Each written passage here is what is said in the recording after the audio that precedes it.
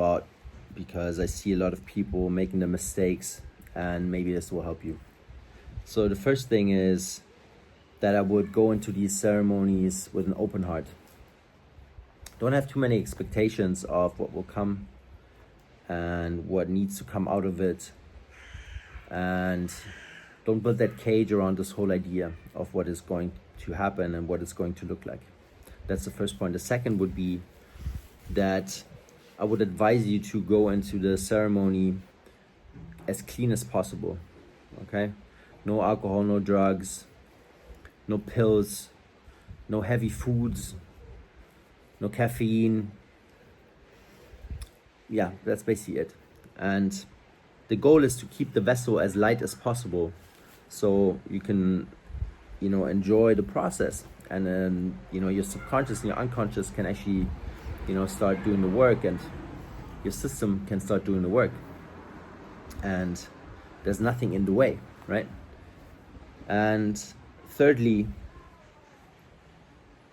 actually to point two, I would also add to switch off the news, switch off any negativity that we're being bombarded with these days, for a couple of days before the event as well, right? Just switch it off, mute any accounts that seem to bombard you with the negativity on a daily basis. It literally is not going to help you with the work that you're going to do, okay?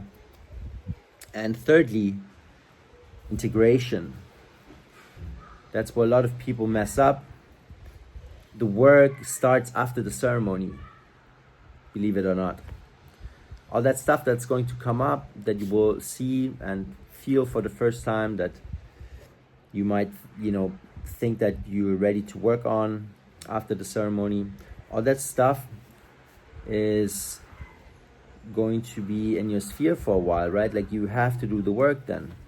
Don't push it to the side and jump to the next and, go for the next ceremony or anything like that, right? Because it will just mess things up, right? Finish the work, and maybe it takes a year, maybe it takes a couple of months. With me, it was a full year before I went and did another psychedelic journey, right? Or a plant journey, or a theogen, or whatever you want to call them, right? So take your time, don't rush things, don't make a sport out of it. There's influencers out there like Aubrey Marquez and all these people, they're just going from one ayahuasca to the next, right? So don't do that, and then you'll be fine. And the last point that I forgot was the breathing. Okay, learn to breathe into your belly.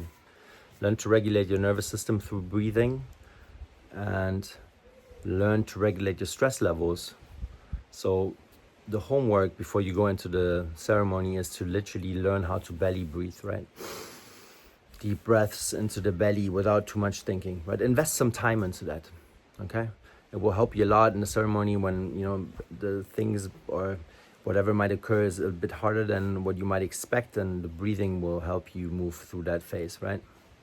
It's literally the most effective tool that I can, advise you to utilize for the ceremonies. I hope that helps. Let me know in the comments if you have any questions, and I wish you a good time.